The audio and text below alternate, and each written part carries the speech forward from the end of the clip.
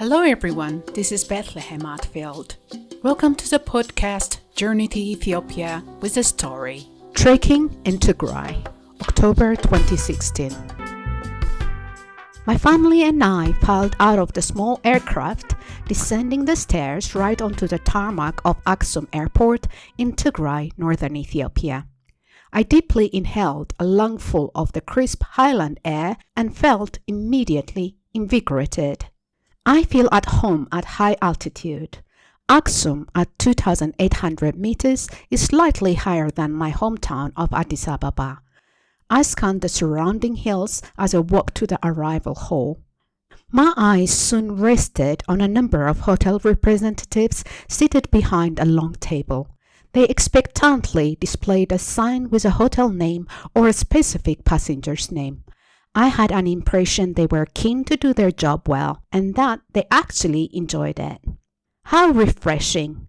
I smiled to myself. I remembered the lethargy with which the state-owned tourist service providers functioned during my previous trip 20 years earlier.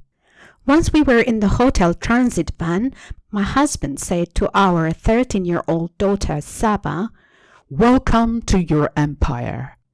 Saba flicked her hair and rolled her eyes. She had heard the story of her namesake Queen Sheba so often that she was no longer impressed.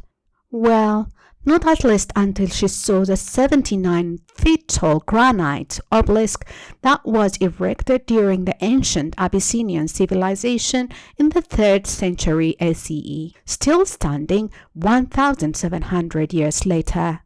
She was more impressed when the guide showed us the site German geologists recently discovered.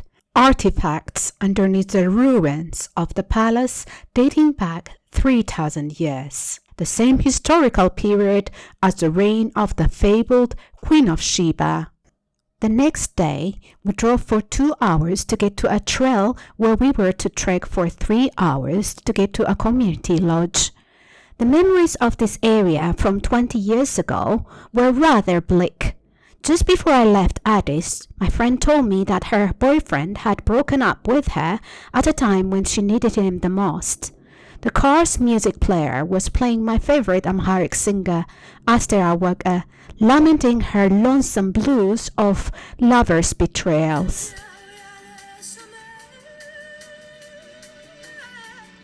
I felt my friend's anguish then and associated the dry and arid Tigray mountains with how my friend felt, desolate, used, and abandoned. This time, however, I was pleasantly surprised to see the terrain transformed. It was no longer dry and arid. Instead, it was covered with different hues of green, striped at intervals with brown terraces. What a breathtaking sight! How did this happen? I asked Kiros, our gentle and articulate guide. It took years of hard community work, he answered. At the beginning of the Terracing program, every able-bodied villager in Tigray had to contribute 3 months of labor a year. They had to build terraces to stop soil erosion and allow regeneration of natural vegetation. These days, villagers have to still put in 20 days of community service a year.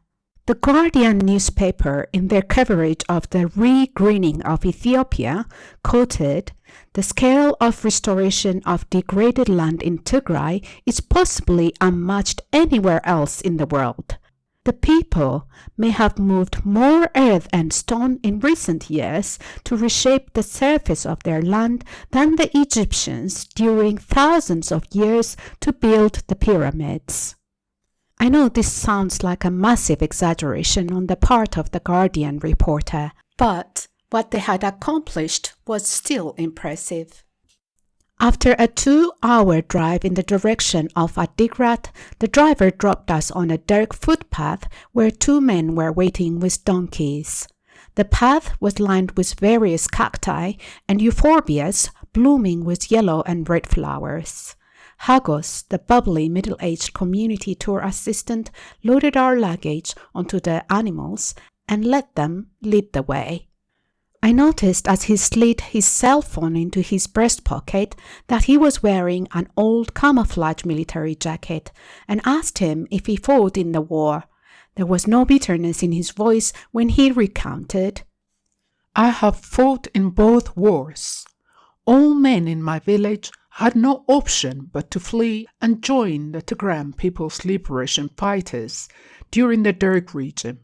If we had stayed behind, we would have been hunted down and killed as rebel supporters. He also told me that he fought in the more recent Ethio-Eritrean border war.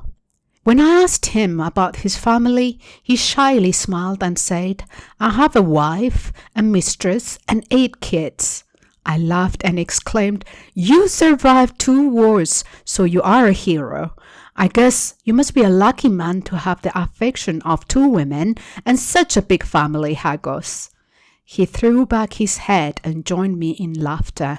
I gazed at his profile, an amber-toned, balding head with sharp features. His otherwise tight skin crinkled as his eyes narrowed, and his thin lips stretched to reveal even teeth. We were to spend the night at a local house perched on top of a hill.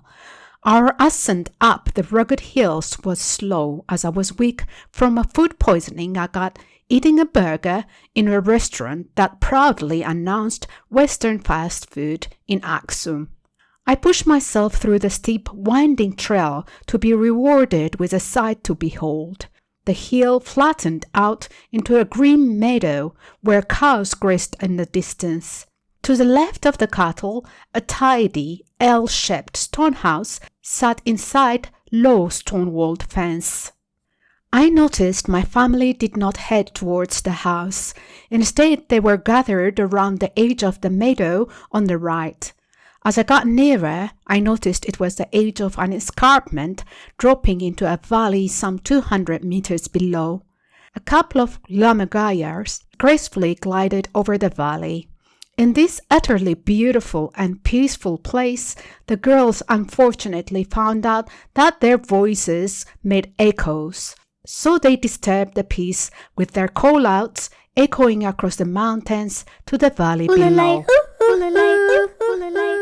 That evening, as I headed towards the candlelit dining room, the smell of mouth-watering spicy lentil wort made me forget my sore stomach. I saw Hagos sitting by the compound gate with an AK-45 slung over his shoulders. "What's the gun for?" the girls asked in unison. "Hagos will be our security guard for the night," Kyros explained. "It is safe here," he quickly assured them. "But sometimes wild animals may venture to steal sheep." What he didn't tell them was that only 20 kilometers away there was a favorite border crossing where Eritrean migrants frequently use to cross to Ethiopia. Eritrean soldiers often opened fire to prevent this, so Hagos and the villagers were always vigilant. Hagos and the couple of women who were running the guest house were all community volunteers. They were given a small allowance for their effort, but most of the proceeds from the guest house would be used for community development. Like Hagos, the ladies also kept their cell phones close at hand as they worked. With no power supply, I wondered how they charged them. Kyros explained that the villagers write their names at the back of their cell phones and send it with any vehicle that happened to go to the nearest town with electricity to charge the batteries about twice a week. I found it surreal that these people, looking content with gentle smiles in their faces, have sacrificed so much for seemingly very little progress in their lives. After years of bloody wars and of carrying stones enough to build pyramids, here they were still sitting in darkness, still trekking long distances to fetch water from a stream. Looking at the bigger picture, though, this motherland is surely progressing by the blood and sweat of her children. Considering the economic levels the country was left with after many years of war and bad governance, the fast pace of growth may not be immediately evident in the villagers' lives. I hope the basic needs and dreams that the villagers couldn't acquire today would be fulfilled within the next decade. I also hope to see the tyranny with which the government rules the country, allegedly for the sake of development, would then be replaced with true democracy. Today, March 2022, 6 years after my visit. Although the tyrannical rule has been replaced, the country is now in more chaos than I ever could have imagined 6 years ago. The northern region is once again ravaged with war. I wonder if Benababa, the beautiful restaurant that we had lunch at in Lalibela, survived this war. I contacted the community travel agency that organized our trip 6 years ago to find out if the tour guides and community volunteers survived this war. I found out that Kiros had immigrated to Germany. How about Hagos? Was he forced to join a third war in his lifetime? How about his children? The one I saw tending cows when she should have been studying. Was she given a gun this time and told to defend herself? The little progress he and his family enjoyed are now doomed. My hope for his community to get basic human needs like safe water, electric power, and education for their children is also doomed.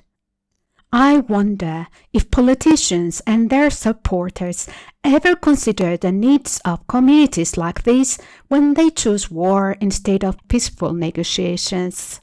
If the suffering of people during this war is to be told, it is people like Hagos, who are not soldiers but fought nevertheless, who should be telling it.